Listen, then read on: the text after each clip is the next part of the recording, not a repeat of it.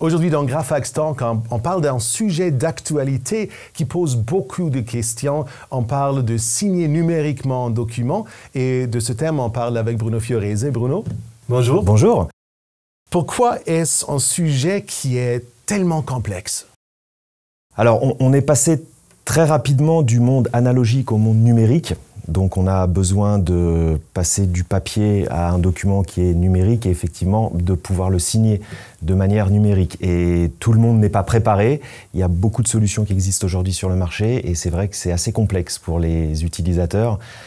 Donc, l'idée, effectivement, c'est de démocratiser peut-être un peu ça et puis d'expliquer les grandes lignes, on va dire, de cette possibilité de signer numériquement un document.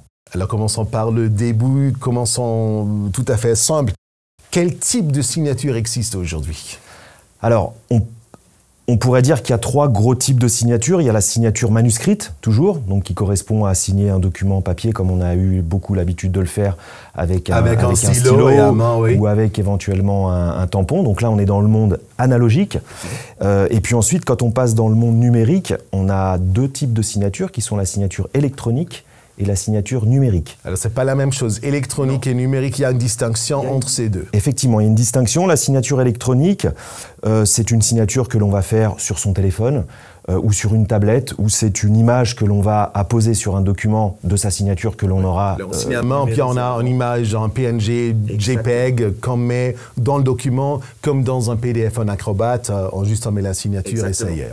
Ça, c'est une signature électronique, exactement. Bien. Et c'est une signature qui est principalement utilisée en interne dans les entreprises. Parce qu'elle n'a pas de valeur probante. Parce qu'elle n'est pas accompagnée d'un certificat d'authentification, ce qui est le cas de la signature numérique. La signature numérique, ça c'est une signature qui a été vérifiée, c'est ce que tu dis. Exactement. La signature numérique, on peut dire que c'est une version certifiée de la signature électronique. Donc si on reprend, on a manuscrit, électronique et numérique. Alors ça, c'est une distinction que je comprends bien entre la signature électronique et la signature numérique. Parle-moi encore avec un peu plus de détails de la signature numérique, s'il te plaît. Alors la signature numérique, elle va être accompagnée d'un certificat qui va être délivré par une autorité officielle de certification. Ce qui va permettre de rendre cette signature quasiment infalsifiable. Et puis qui va être vérifiable par la majorité aujourd'hui des lecteurs PDF. Alors ce qui compte pour nous comme entreprise, c'est pas la signature électronique dans l'externe, mais c'est la signature numérique. Exactement. Et là, si je le comprends bien, il y a trois, disons, pardon, est-ce qu'on parle des niveaux? Il y a trois types, trois niveaux? Alors effectivement, dans la signature numérique, on a trois niveaux de certification. On a le niveau simple, le niveau EES. On a le niveau avancé, FES, et puis on a le niveau qualifié, QES. C'est quoi la différence exacte entre la signature numérique simple, avancée et qualifiée? Alors ce sont des niveaux en fait de certification que l'on va choisir en fonction du type de document que l'on va avoir à signer et peut-être dans le pays, dans le lieu dans lequel on va se trouver. Plus on va monter en niveau de certification, plus on va avoir une signature qui va avoir un niveau juridique probant. Et qui va, par exemple, pouvoir être utilisé devant les tribunaux. Alors, une signature numérique qui est juridiquement conforme dans ce cas, hein? Alors, dans ce cas, oui, on peut dire qu'elle peut être probante, comme c'est le cas d'une signature manuscrite. En revanche, il faut faire très attention, puisque les réglementations sont différentes selon les pays et selon les types de documents. Donc, il faut systématiquement, avant d'utiliser un type de certification, quand même se renseigner, de savoir dans quel pays le document va être signé ou va avoir besoin d'être vérifié juridiquement pour être sûr de pouvoir utiliser le bon niveau de signature. Alors, ce que tu dis, c'est qu'il y a des différences dans les réglementations dans des différents pays. Qu'est-ce que ça veut dire, par exemple? Alors, c'est relativement simple, hein. Une signature qui va être reconnue et certifié dans un pays, par exemple, comme la Suisse, ne le sera peut-être pas dans un pays comme l'Allemagne ou comme les États-Unis, et vice-versa. Donc, il faut toujours, lorsque l'on a besoin de faire signer numériquement un document qui va sortir des frontières de la Suisse, toujours vérifier que la certification que l'on utilise est valable juridiquement dans l'autre ou dans les autres pays dans lesquels le document va être signé. Quels sont en général les avantages des signatures numériques desquelles on parle aujourd'hui? Alors il y en a évidemment beaucoup. Le premier avantage, c'est qu'on ne va plus utiliser de papier. Donc on va mettre de côté beaucoup de contraintes administratives liées au papier, les envois postaux, les temps de latence qu'il va y avoir. Ça va beaucoup plus vite. Hein. Donc ça va effectivement beaucoup plus vite.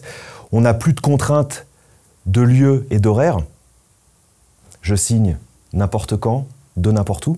Donc ça, c'est également très important. On n'a pas d'altération dans le temps.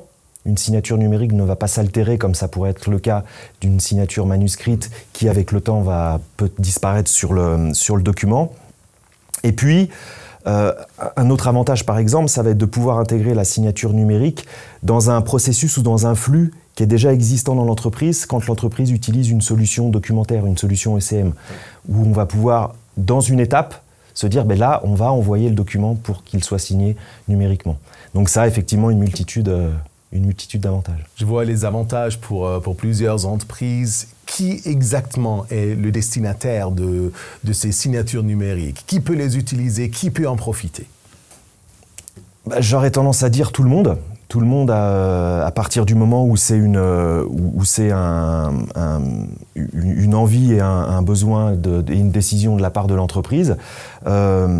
Ensuite, selon le niveau de signature que l'on va utiliser, il va y avoir des vérifications qui vont être plus ou moins importantes. Donc, je dirais tout le monde peut l'utiliser, mais si on prend l'exemple de la signature qualifiée, QES, c'est une signature qui, pour pouvoir signer numériquement avec ce niveau de conformité, il va falloir s'enregistrer auprès d'une entité juridique officielle. Et puis ensuite, à chaque fois que la personne va signer, il va falloir qu'elle s'identifie au travers de, par exemple, une application comme SwissID si on travaille avec une signature comme SwissSign. Tu viens de dire que les signatures numériques sont juridiquement conformes. Sont-elles vraiment sûres aujourd'hui? Oui, aujourd'hui on peut dire qu'elles sont effectivement sûres parce qu'elles sont protégées par des réglementations et par des techniques qui sont très strictes et qui vont faire en sorte qu'on va bien contrôler l'altération et la contrefaçon. Donc on peut dire aujourd'hui effectivement que les signatures numériques sont sûres. S'il y a une entreprise qui dit oui, je vois le valeur d'une signature numérique, comment est-ce qu'on commence? C'est quoi la première étape? Idéalement, de s'adresser à des professionnels, donc à venir consulter des entreprises comme la nôtre pour que des consultants puissent donner les bons conseils et puis peut-être aiguiller vers des personnes plus juridiques par rapport au type de documents qui sont assignés. Mais c'est d'aller voir des professionnels. Et si on travaille avec des professionnels, ça prend beaucoup de temps pour vraiment démarrer un projet dans des signatures numériques? Non, le départ est d'identifier les documents qui ont besoin d'être signés numériquement, de voir si, comme on disait tout à l'heure, ils vont rester sur le territoire suisse ou s'ils vont sortir du territoire. Et puis à partir de là, de choisir les bonnes signatures en fonction du besoin. Mais non, c'est pas compliqué à partir du moment où on fait appel à des professionnels du secteur. Bruno Fiorese, merci bien. Merci à vous, c'était un plaisir. J'espère que l'on a été suffisamment simple et explicite pour les spectateurs qui vont nous regarder. Et puis au plaisir de renouveler l'expérience. Merci bien. Et à vous, merci de nous avoir rejoints aujourd'hui pour ce Graphac Talk. À la prochaine.